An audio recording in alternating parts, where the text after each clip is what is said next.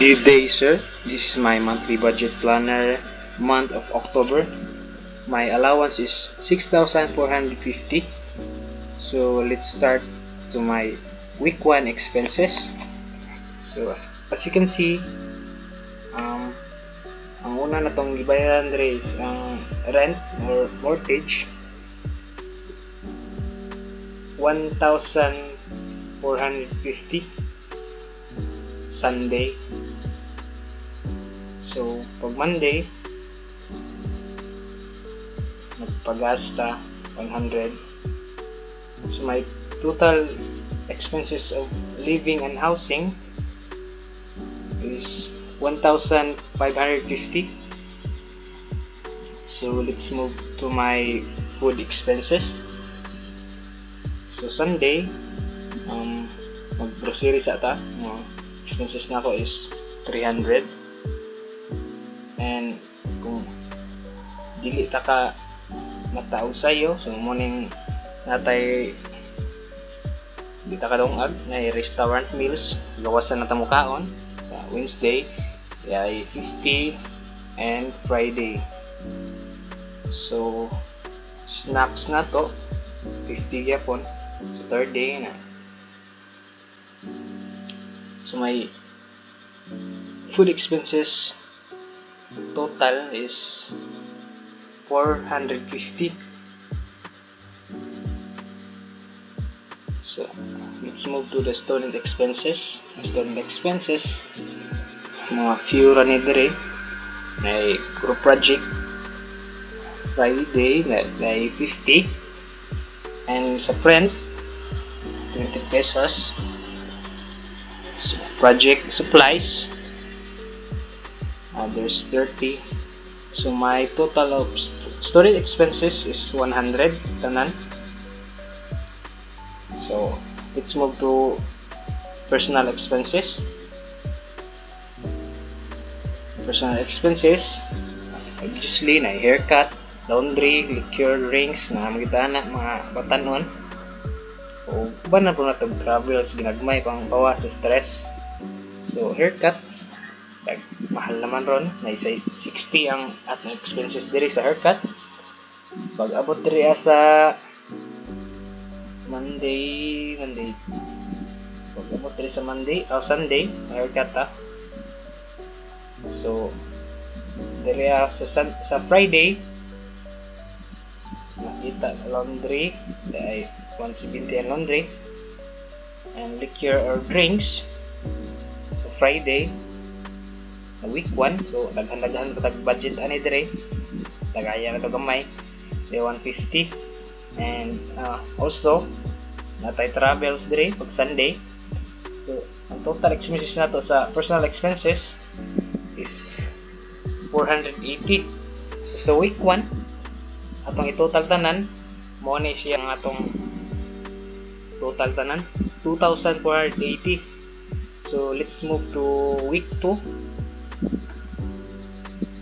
And here's my week 2 expenses. So as you can see, wala na tayo sa living and housing, rent or mortgage, wala na. So nabayaran na nato sa week 1. Same ra gyapon ang sa Monday na ginapirme ang gas, di na mawala. So living and housing natay total of 100 pesos lang.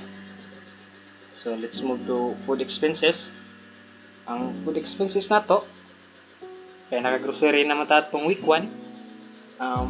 Mura gihapon kung dili ta kalong ag sayo-sayo sa gawas ng taw kaon, dahil gasto tag 50 sa Wednesday or sa Saturday. Snacks food, mga gasto gid ta, di man na malikyan, hanggot mo ta. So diri 60 lang ako expenses ani. So tanan sa food expenses nako total is 160. So let's move to student expenses. At ang student expenses diri sa week 2, naagihapon diri ang print sa Sunday. So siyempre pangandaman ta na pag Monday na.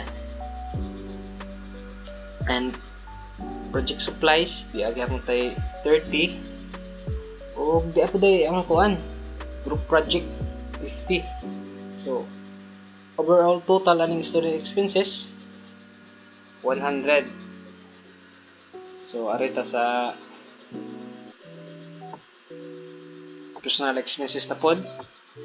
Haircut, naka-haircut ang tatong week 1. So wala na kay pure kay ni dire atong expenses. Laundry na agi na siya taga week. So 170. And yeah, suroy pa nagsa. Magasto kita ay travel sa Sunday. So overall total na niya akong personal expenses 270 tanan. So ang total na ning tanan sa week 2 is 580.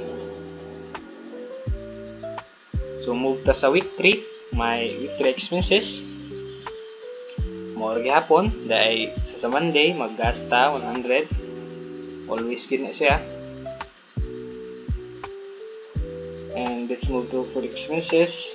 So pure gihapon 50 Monday, Wednesday, and Saturday. So 150 niya ako tanan dire. And so snacks napunta dire 30 pesos. So my food expenses total tanan is 180. Student expenses wala na kay tayo, as you can see wala tayo nagasto dire. Kumana tanan ng buhaton nun week 3 month of October na yung mga bagong umaabot. Sa personal expenses ta, let's move to personal expenses. Laundry yapon dia 170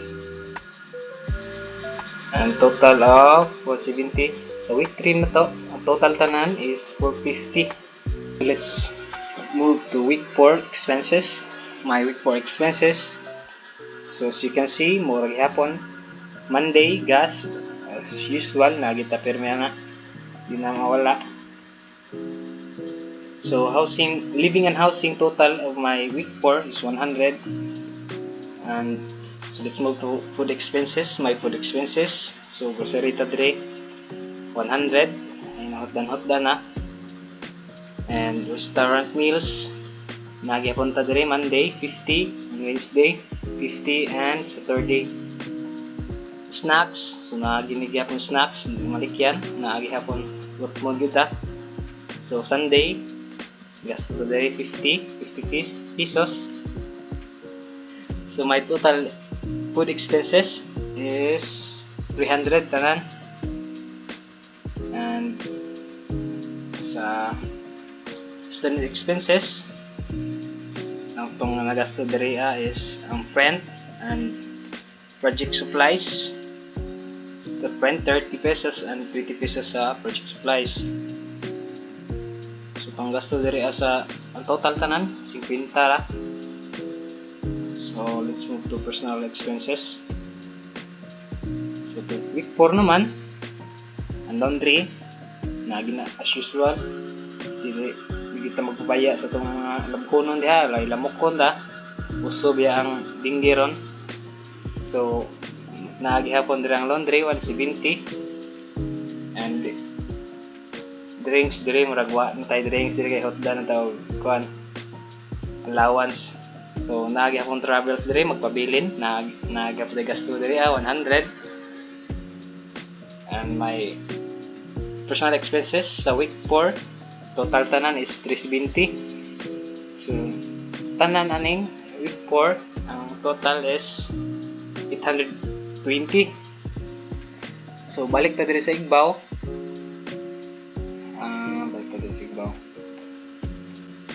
Pakita na ko ang expenses sa week 1. Ang expenses nato sa week 1 total is 2,480.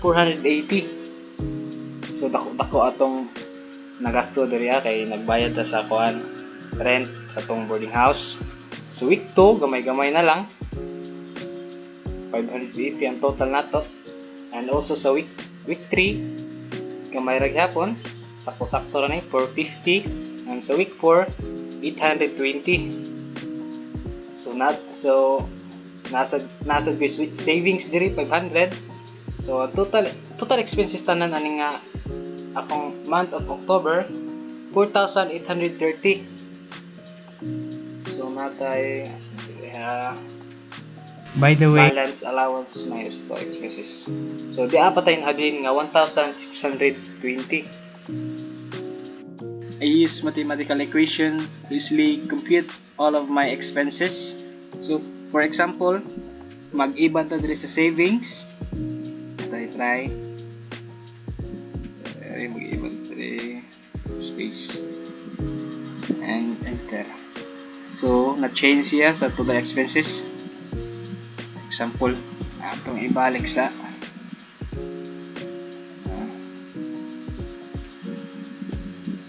I use mathematical equation to easily compute all of my expenses. So, for example, sa savings, mag-iban ta dire. Iban ta og sa 0. Muna tong 50 and na-change siya. Para ibalik. Sample na nga siya. So another example, so week 1, maghimo tag arita sa ubos. Dere ya. Kani. Ilang tawag 50 man iba na to sa 0. Enter. So as you can see, na-change siya po siya sir. And that's my monthly budget planner month of October, and that's it sir. Thank you and God bless.